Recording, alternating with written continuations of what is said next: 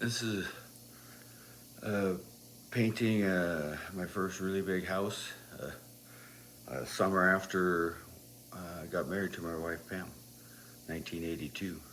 Uh, we, uh, um, my friend and I, Rob, were painting up the street. I painted this house, finishing it up, and I noticed down at the kitty corner on the opposite end of the block, this truck pulled up and painting truck and was there for a bit and then left. And I was like, oh, that house is probably getting a bid to get their house painted. It just looked horrible. I mean, it needed a paint job really bad. And so I walked down there, knocked on the door, and asked them if they'd be interested in a bid, and that we were just working up the block, and so you could talk to your neighbors and you know get see if they liked us or not. And the lady um, just I guess liked me right away and said, "Sure, give me a bid." And so I walked around the house, and it's like this big house, and I gave him some ridiculously low bid because just didn't know what I was doing. And I mean, um, and she took the bid on the spot, and I think it was like, I don't know, it doesn't matter, but I know I remember bidding $450 to prepare the house. That we were just gonna go around and scrape and use paint that you didn't have to prime, just self-priming paint. But it was this 92-year-old house. It had, on one side, it had this like laurels or like hedges that had like grown up like over 2 stories tall. I mean, you had to climb up through the hedges or put a ladder against the hedges and then climb into the hedges to be able to. And the hedges were like 3 feet, a couple feet from the house, but it was just, you know, the whole thing was a nightmare. The top third floor was a peak with diamond-shaped shakes, but it was all olive drab green.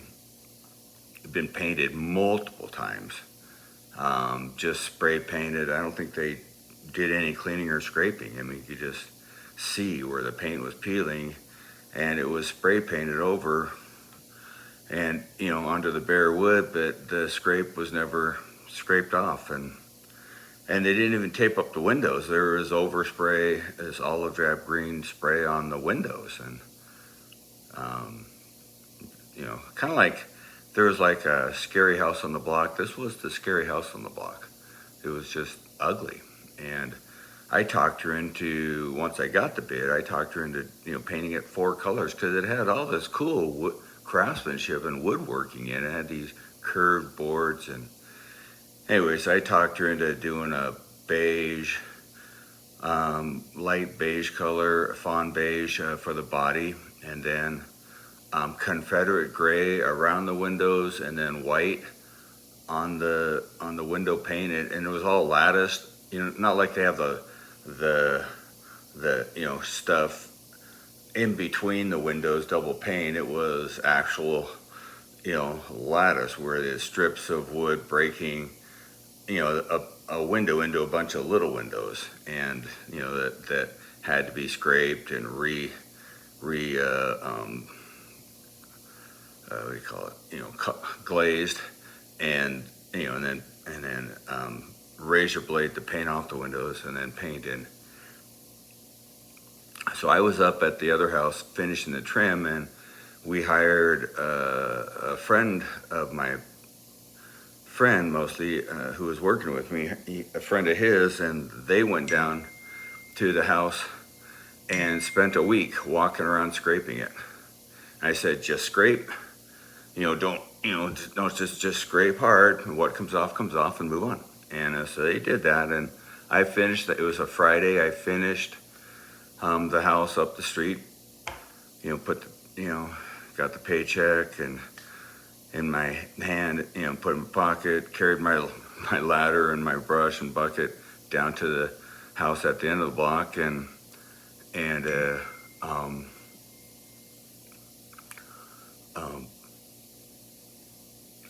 they were they had two 28-foot ladders up against the house. They were on the last side, the east side, and they had the ladder jacks and our 16-foot plank, aluminum frame plank, and they're both standing up there like 20 feet in the air, scraping the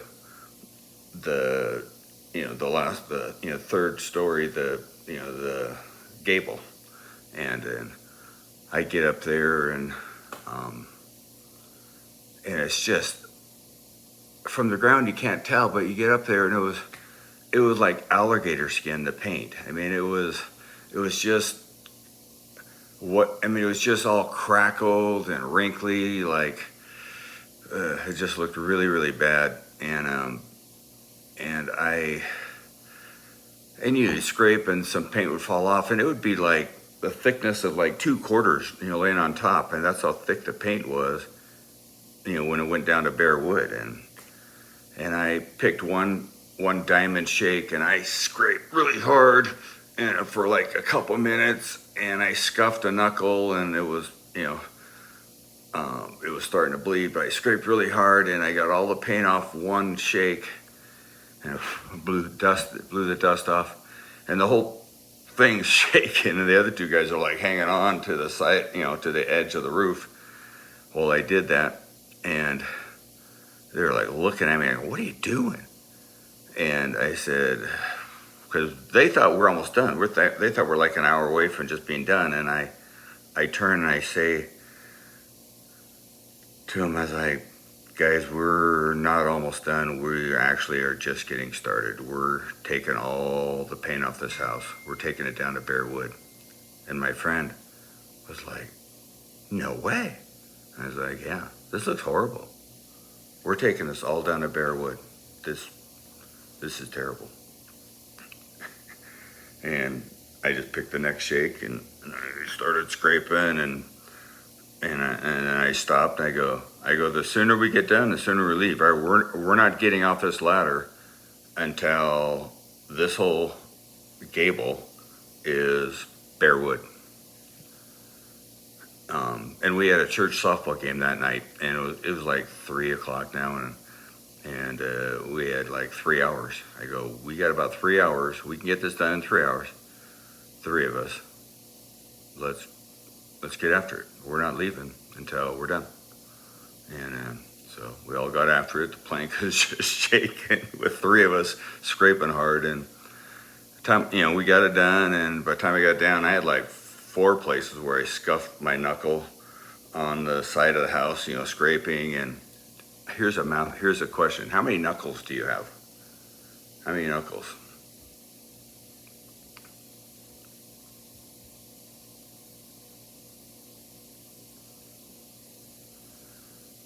Because I'd asked students for 34 years, and I hardly ever got a correct answer in 34 years. Talking to my 5 different classes.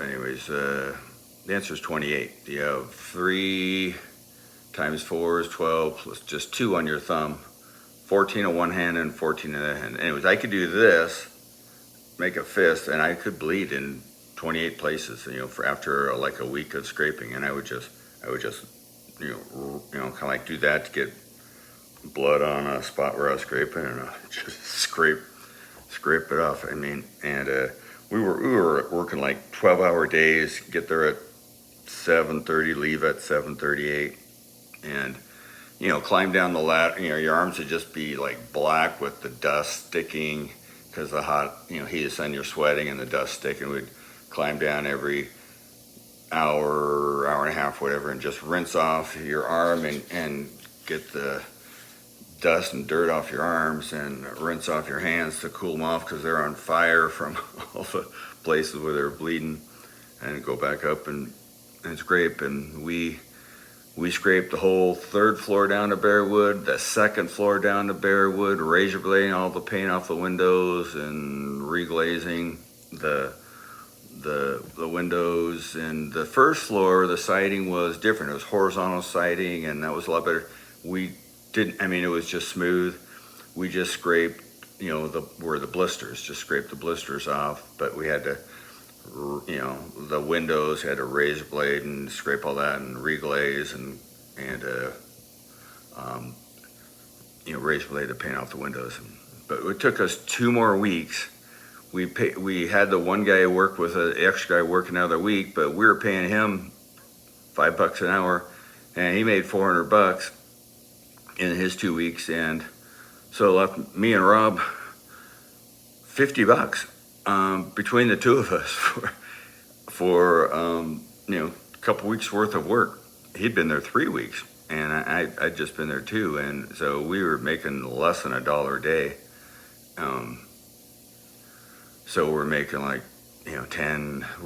12 cents an hour or so. It was, but I was able to show up every day with a good attitude because I was so focused on, I wanted it to be perfect. I could see it in my mind's eye what the house was going to look like, what we could make it look like. And that took away all the things that I wanted to complain about. I mean, I asked the lady, I was like, hey, can you pay us more for prep? I mean, we stripped all this paint off and all this stuff. And she's like, no, you made your bid, stick to your bid. I was like, okay. And we did. And, and then my wife pulls up one day, like after, I don't know, like halfway into the job, and she pulls up and she's like, honey, I went to get some money out of the bank and says we're overdrawn. I'm like, what? She said we're overdrawn in checking and we got 28 cents in savings. It's like, well, those people paid us, paid us a couple $1,000. I mean, and she goes, the check didn't clear. And so I climbed down the ladder and I walked up, knocked on the door, and talked to him, and the guy's like, oh, well, that check's not going to clear it takes 2 weeks for that money to clear. I'm like, you gotta be kidding me. I painted your house. I want to be paid the day I'm done, not 2 weeks later. And anyways, I was pretty disgusted. So anyways, we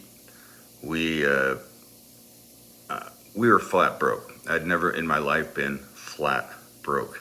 And but it felt kind of good we're flat broke, and is my wife and I against the world, with God, and we're Bible believing Christians, and so it took us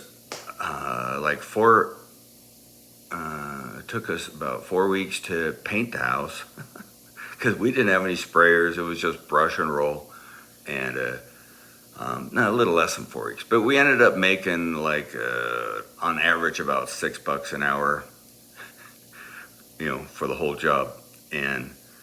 But man, I was so proud of that house. I wasn't mad that, the people didn't pay us more, because I was so proud. The house looked perfect.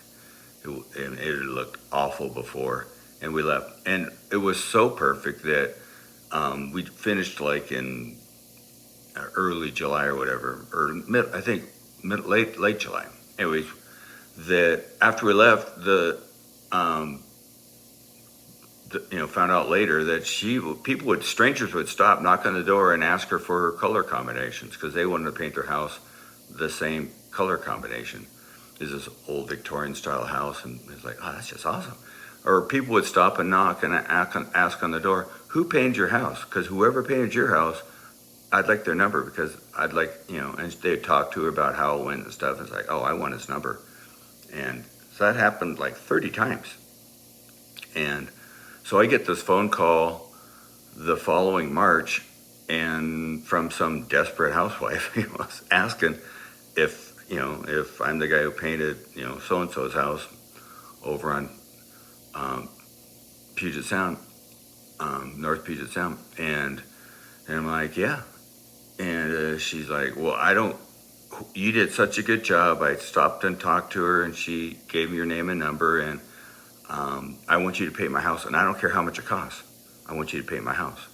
And she kept saying that. She said it 4 or 5 times. I don't care how much it costs. I want you to paint my house. And I'm like, okay, fine. I'll I'll be there this Saturday at 10 o'clock to look at your house. And it was like middle of March. I mean, and she asked, is my schedule full? I'm like, yeah, no, I think I have room for you. And so I go there and look, and it's bigger, taller than the house I painted. I mean, there's places where I'm like, I have no idea how I'm going to get up there. And anyways, I ended up making, charging way more because I was, I was totally under bidding, and you know, the moral of the story is if you do excellent work, people will like seek you out and pay you way more than you think you're even worth. Take pride in what you do excellent work, and regardless of your pay, you can really enjoy your day. Even if it's a really hard day, you got 28 places you're bleeding, you can have a great day if you're taking pride and doing excellent work. And I guess that's the moral of the story.